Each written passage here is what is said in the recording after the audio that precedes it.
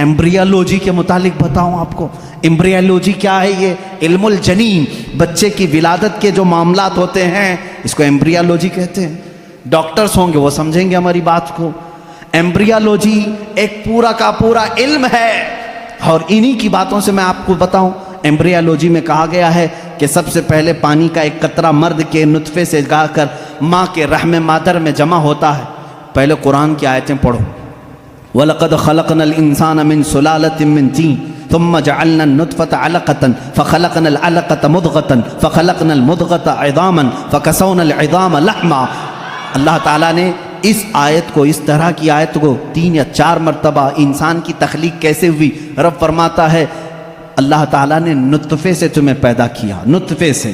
اچھا، میں ایک ڈاکٹر صاحب سے بات ہو رہی تھی، انہوں نے کہا پورا نطفہ جو ہوتا ہے انسان کا، منی جو مرد کی ہوتی ہے، اس میں ایک بار کی منی میں تقریباً 30 لاکھ سپرم ہوتے ہیں، جو جراثیم، جس کو کیڑا یہ لوگ کہتے ہیں، جو جا کر کے عورت کے اوم میں، یعنی اس کے بیضے ہوتے ہیں، انڈے ہوتے ہیں، اس میں ٹکراتا ہے اور جا کر کے فکس ہو گیا۔ اگر ایک جراثیم، ایک کیڑا، ایک سپرم کا، تو پھر بچے کی ولادت وہاں سے شروع ہوتی ہے۔ تو انہوں نے کہا کہ 30 لاکھ میں سے ایک ہی جاتا ہے، 30 لاکھ میں سے ایک ہی جاتا ہے۔ اور رب تعالیٰ کے اس کلام پر قربان جاؤ، اللہ فرماتا ہے سلالۃ من ماء مہین، کہ جب تم نطفہ ڈالتے ہو تو بہت سارے پانی میں سے جو اصل ہوتا ہے مولا اسی سے پیدا کرتا ہے۔ سلالہ کہتے ہیں سب سے قیمتی چیز، اس میں سے جو اصل ہے اسی سے پیدا کرتا ہے۔ 30 لاکھ اگر سپرم میں جراثیم آئے ہوں، صرف ایک ہی سے پیدا کیا جاتا ہے۔ پھر اس کے بعد اللہ تعالیٰ نے فرمایا ہم اس کے ذریعے سے علقہ بناتے ہیں۔ علقہ کیا ہے؟ مضغہ کیا ہے؟ علقہ بستہ خون ہے، بستہ خون مطلب خون جیسے ہوتا ہے۔ میں نے ایک ڈاکٹر سے پوچھا اس میں ہی انٹرنیٹ پر، تو انہوں نے ایک تحقیق مجھے بھیجی کہ ایمبریالوجی کے شروع کے دنوں میں یہ ہوتا ہے کہ جیسے جونک ہوتی ہے نا، جونک ایک کیڑا ہے، چپک جائے تو چھوڑتا نہیں ہے، تو علقہ قرآن میں ذکر ہے، میں اس پر پڑھ رہا تھا۔ علقہ جیسے چنگم والی چیز ہوتی ہے، چپکنے والی، اگر خون کے چپکنے والے حصہ کوئی بن گیا تو اس کو علقہ کہتے ہیں۔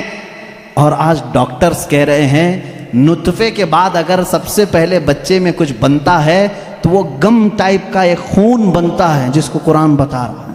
یہ ساری چیزیں سونوگرافی کے بعد معلوم ہوتی ہیں، سکین کرنے کے بعد معلوم ہوتی ہیں۔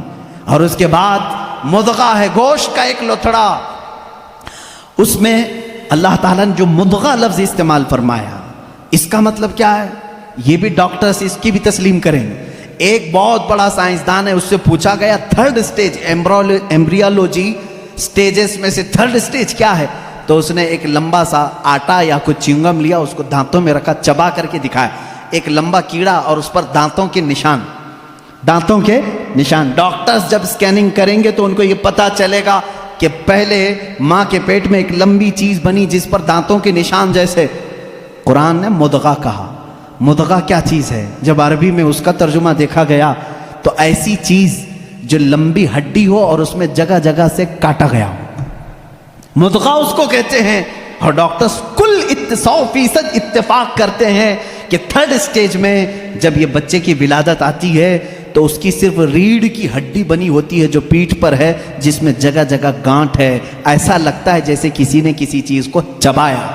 یہ قرآن میں ایمبریالوجی کا فلسفہ موجود ہے۔ اگر یہ سٹیجز میں بتاؤں 9 مہینے تک بولنا پڑے گا نا، بچے کی ولادت 9 مہینے بعد ہوتی ہے۔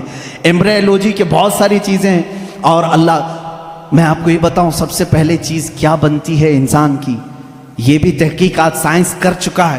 سب سے پہلے بچے کے نطفے کے بعد علقہ، مضغہ، اور اس کے بعد اس پر چمڑی آتی ہے، یا جو بھی 27 ویکس، اگر 24 ویکس ہوتے ہیں اگر پریگننسی کے، تو سب سے پہلے وہ جنین میں سننے کی چیز آتی ہے۔ کیا؟ سننے کی چیز۔ اس کے بعد اس کے اندر محسوس کرنے کی، دیکھنے والی چیز آ جاتی ہے 27 ویکس کے بعد۔ پھر اس کے بعد اس کی ہارٹ بیٹ بھی شروع ہوتی ہے۔ اب قرآن کی آیت پڑھو، اللہ فرماتا ہے وَجَعَلَ لَكُمُ السَّمْعَ وَالْأَبْصَارَ وَالْأَفْئِدَةَ قَلِيلًا مَا تَشْكُرُونَ۔ ہم نے تمہارے ماں کے پیٹ میں سب سے پہلے سننے کی طاقت دی، دیکھنے کی طاقت دی، پھر دھڑکنے والا دل عطا کی۔ اللہ اللہ، یہ ترتیب کہاں سے آئی؟ یہ اس زمانے میں قرآن نازل ہوا جہاں کوئی خوردبین نہیں تھی، کوئی مائکروسکوپ نہیں تھا، کوئی ٹیلیسکوپ نہیں تھا، کوئی سونوگرافی نہیں تھی، کوئی اسکیننگ سینٹر نہیں تھا۔ جب قرآن یہ بتا رہا ہے، وہ لوگ اس وقت ماؤں کے پیٹ میں کیسے بات جان سکتے تھے؟ ایک بہت بڑا سائنسدان ہے، اس کے سامنے ایمبریالوجی کے تذکرے کیے گئے اور قرآن کی آیتیں بتائی گئی، تو وہ کہتا ہے شاید محمد صلی اللہ علیہ وسلم کے پاس کوئی ایسی بڑی مشین تھی جس کو وہ دیکھ کر کے سب بتائیں۔ ان سے کہا گیا میاں یہ 1400 سال پہلے کی ہے، تو وہ خود ہنسنے لگا، ہاں یہ تو ٹیلیسکوپ جو دیکھنے والی خوردبین ہے، مائکروسکوپ، یہ تو 16ویں صدی میں ایجاد ہوئی ہے، اور اس وقت جب ایجاد ہوئی تو بڑی بڑی چیزیں ہی خالی دیکھ سکتی تھی، چھوٹی چیزوں کو دیکھا بھی نہیں جاتا۔ پھر اس نے اٹھ کر کے یہ کہا، پھر تو یا تو اوپر والی کوئی طاقت ان کے ساتھ ہوگی۔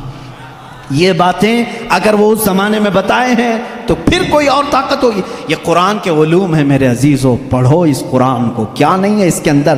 اب میں اگر ایمبریالوجی ہو گئی بات، اس کے علاوہ اور ہائیڈرولوجی، زمین کے معاملات، پانی کے تبخیر کا سب سے پہلا مادہ قرآن نے بتایا۔ یہ واٹر سائیکل کے جو تھیوری ہے، سب سے پہلے جانتے ہیں آپ کو کس نے پیش کی ہے؟ ایک سائنسدان ہے جس نے یہ بات پیش کی، برنارڈ پیلیسی نام کا ایک سائنسدان ہے، اس نے یہ تھیوری پیش کی کہ سمندر کا پانی گرمی سے سوکھتا ہے، آسمانوں میں جاتا ہے۔ سائنس میں ہم بھی اسکول میں پڑھے تھے، دھوپ میں پانی اڑ کر کے جاتا ہے، پھر جمع ہوتا ہے، پھر بارش میں آتا ہے، یہی ہے نا؟ یہ واٹر سائیکل کا جو نظام ہے، ایواپوریشن اس کو کہتے ہیں، یہ سب سے پہلے جو سائنسدان نے برنارڈ پیلیسی نام کا اس نے دیا، اور وہ بھی 1580 میں، 16ویں صدی میں۔ اب آؤ قرآن کیا کہتا ہے؟ قرآن کہتا ہے وَالسَّمَاءِ ذَاتِ الرَّجْعِ وَالْأَرْضِ ذَاتِ الصَّدْعِ، وہ آسمان جو ہر چیز کو واپس پھر سے کھینچ لیتا ہے۔ پانی ہم برساتے ہیں اور پھر اس کو لوٹا دیتے ہیں۔ یہ ایواپوریشن کا، واٹر سائیکل کا جو مسئلہ ہے، یہ جو فنڈا ہے، یہ قرآن میں موجود ہے۔